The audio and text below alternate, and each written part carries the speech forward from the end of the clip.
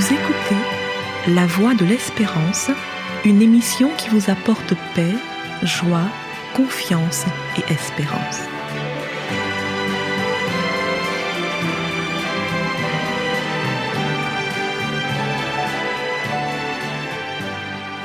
Bonjour la Guyane et bonjour à tous depuis la Guyane. Nous voulons vous remercier, chers auditeurs de La Voix de l'Espérance, pour votre fidélité et vos réactions à nos chroniques. Je vous rappelle que vous pouvez aussi communiquer avec nous par email à l'adresse suivante voixespérance973@gmail.com. Le tout attaché. Dans cette nouvelle chronique, nous voulons poser la question de savoir si la crise sera perpétuelle.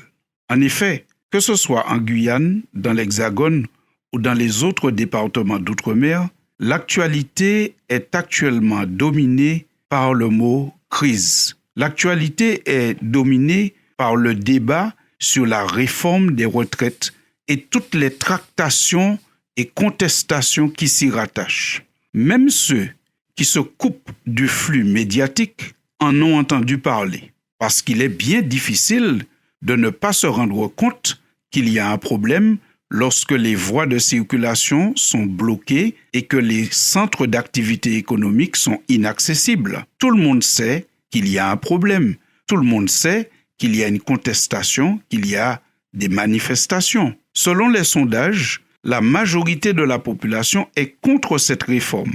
Mais la majorité des travailleurs ne sont pas en capacité de manifester d'après ce qu'ils disent, car ils sentent qu'ils n'ont pas la possibilité de se priver d'un jour de salaire pour faire grève, pour aller manifester.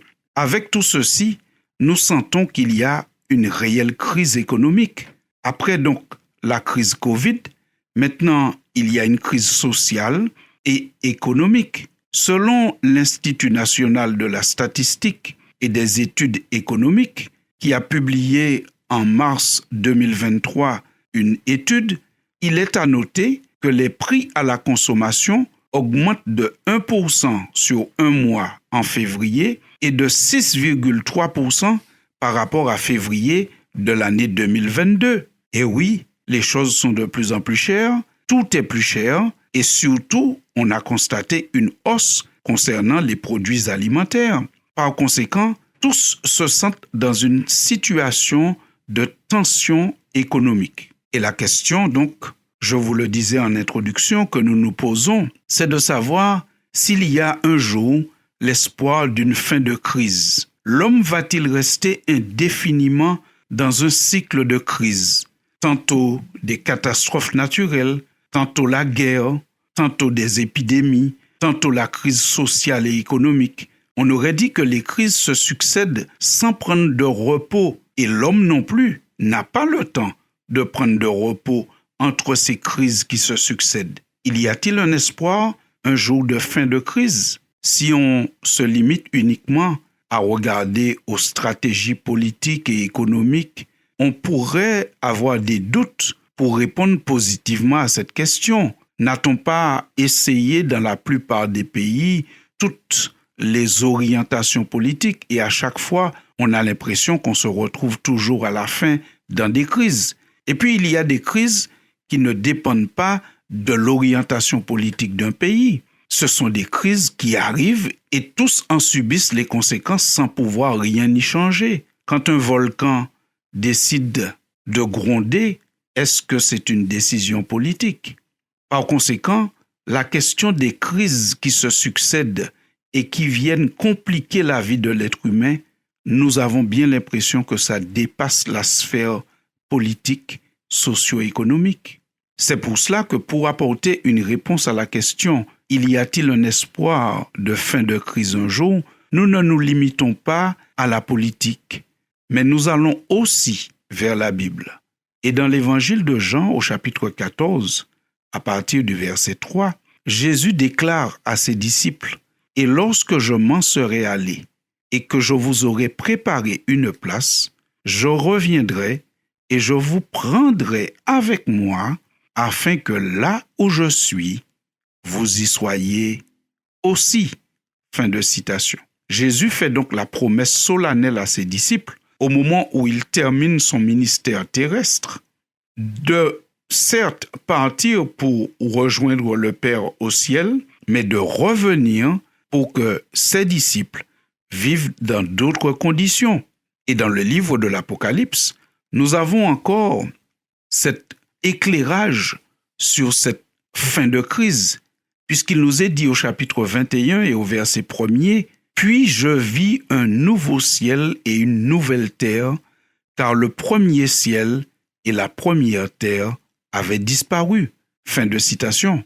L'apôtre Jean, qui est l'auteur du livre de l'Apocalypse, a donc cette révélation, il a cette vision, il a cette projection dans le futur qui lui est donnée par Dieu, qui lui permet de voir une terre restaurée, une nouvelle terre, une terre où la justice habitera, où il n'y aura plus cette succession de crises.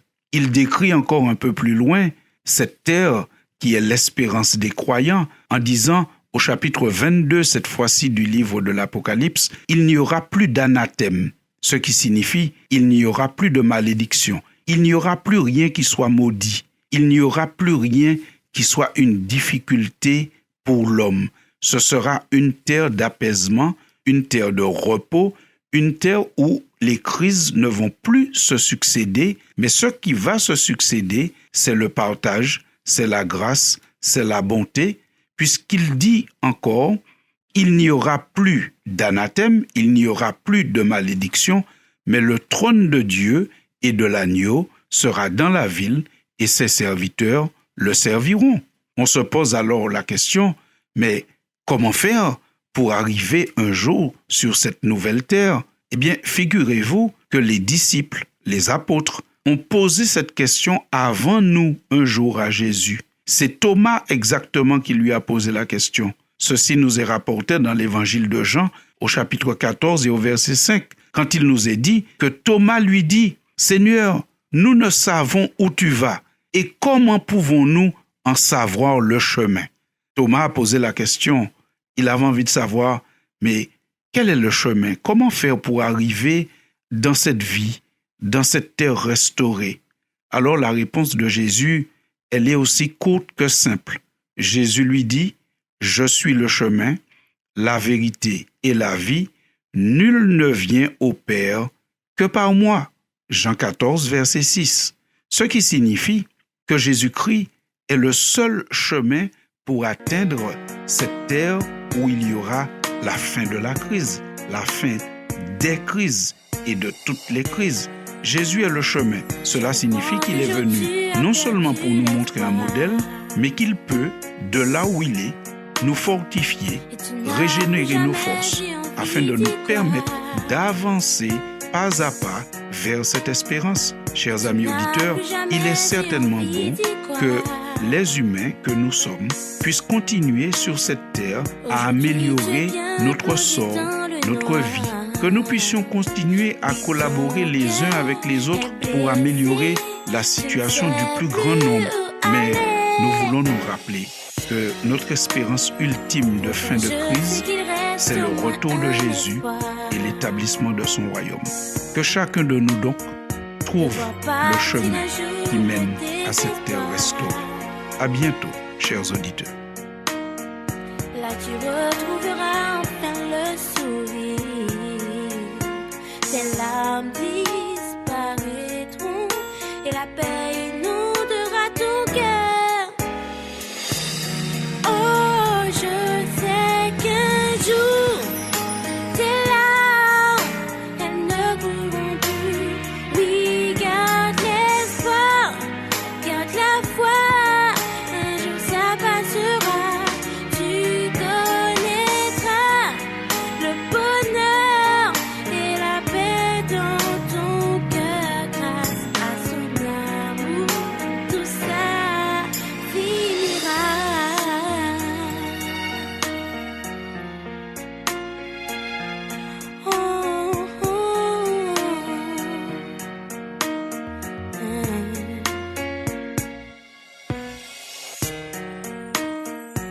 Non, tu ne dois surtout pas abandonner.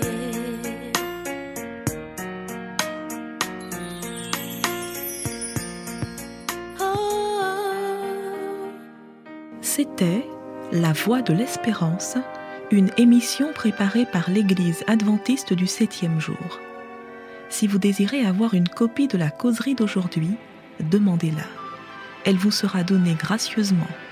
Écrivez à La Voix de l'Espérance, boîte postale 169 97 324, Cayenne, CEDEX, ou téléphonez au 0594 25 64 26.